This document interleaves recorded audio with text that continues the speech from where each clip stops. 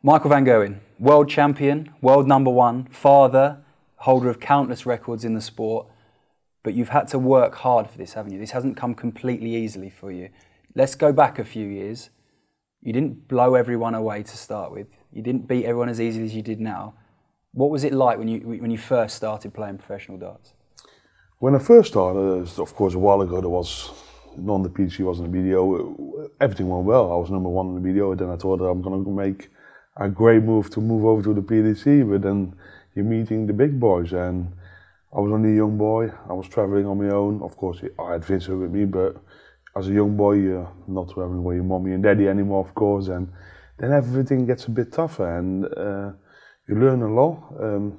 I had a lot of defeats what I had to handle, what I was not used to, and it was tough, was difficult, and it was a tough time. And then you, at some point, you think, what am I doing? I know I'm much better than most of the players, and I don't show it, and that's like, was a really annoying feeling for myself. It was like fighting against yourself most of the time, you know what I mean? It's like I could do whatever I want to practice so much as I want, but it didn't really help, and because also the confidence wasn't there. I looked up to everyone, and whoever come in the or whoever I had in the draw, I was always no. And now I think the other way. Now they look up to me, and things has changed completely. And I think that a lot has to do with confidence, but I also learned a lot, because all them defeats, all them disappointments, all them negative things at that moment makes you a stronger player. And of course, I'm in a totally different position now than I was then, but I had to work hard for that. Here we go. Treble 19. He needs double 12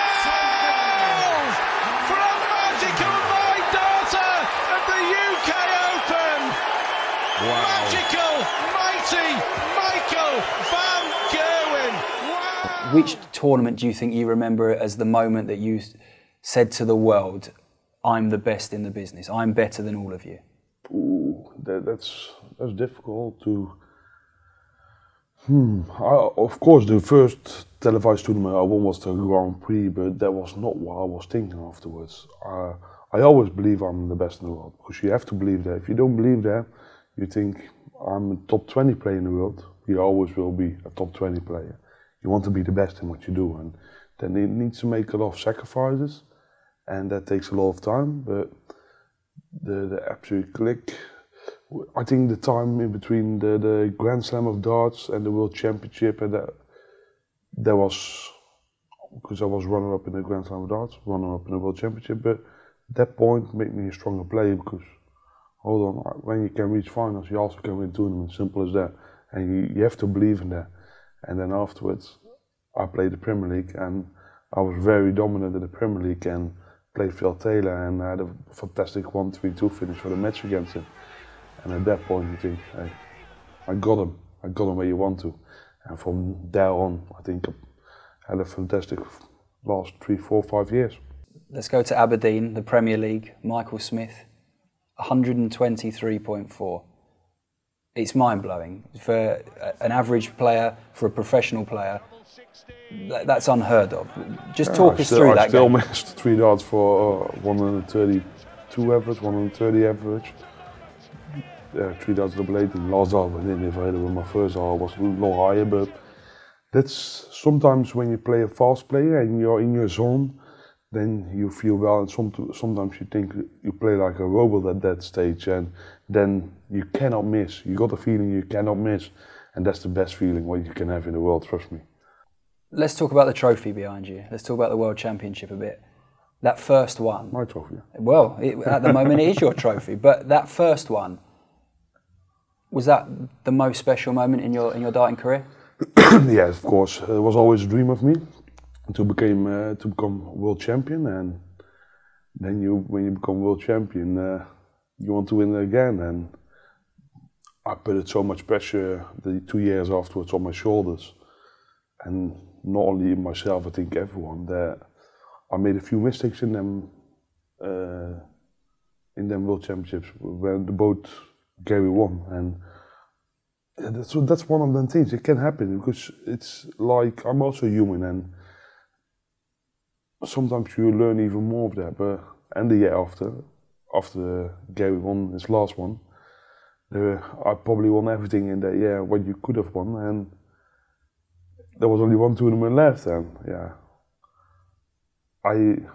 I couldn't lose that one. I was probably, if I didn't win that one that year, would probably destroy me myself, because I like to put pressure on myself. I like to perform, and I think no one ever played such a good World Championship as me in that year, because every average was 105, 109, 115.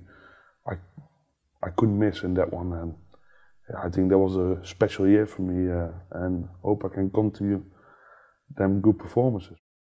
The standard of darts is at a level now that it's never been before, isn't it? No, the level of darts, the formats, the averages, everything is going through the roof, and they only become because everyone has different equipment, different styles. Everyone is practicing harder, trying to get focused better, to get put more pressure on the opponent. All things has to combine, but then also comes the mental aspect, and the mental aspect that finalizes the player, I think. And you got a lot of players who has maybe more talent as me, but probably not a strong mindset as me, and that's what you need as well. Let's talk about one of those players who arguably is as talented as you, Phil Taylor.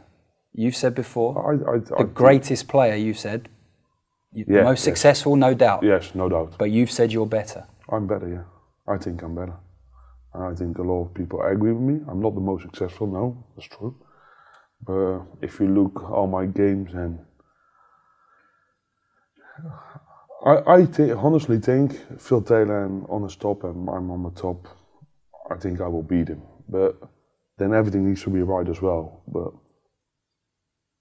he's probably another guy who has a very strong mindset. And of course I saw a lot of games with him in the past, and I know how he does, and I know how he thinks. So everyone can learn of that man, and I did a lot as well. I learned a lot of that man as well, but now I'm going to use it against him. Simple. Well, not for long, because he's going to stop quite soon. You do have a great deal of respect for him, don't you? He deserves every respect you can give him, simple as that. But you do rub each other up the wrong way a little bit sometimes, and you do bring the best out of each other at times. It's the perfect rivalry. Yeah, of course, it's the perfect rivalry, with respect, and I think Phil also knows my top level is higher than his one, but he still has one more than me, so I can say, or I can argue whatever I want. Everyone will say he won more, but I still like to play that man, and he for me, he's the most enjoyable man to beat, because he's the greatest all time. Simple. Let's talk about something different. Father for the first time. Yeah. Baby Zoe. How's it going? Enjoying it? Yeah, of course I'm enjoying it. It's like it was a massive moment for me. We've been trying for a long time to have children, and of course that was frustrating for both of us, but finally it worked, and then you only can be a happy man that everything is healthy, everything is good, and I'm a happy man, yeah. She takes her looks from Daphne though, eh? Oh, I'm very glad she had the looks of Daphne. Final question. You put your darts down, your career's over. Do you believe at that moment the darting world will look and say Michael van Gerwen, the greatest of all time? No. The greatest of all time will be Phil Taylor still, because I will never touch 16 world titles, and I will admit that. I will keep saying that. But I was just the best dart player ever.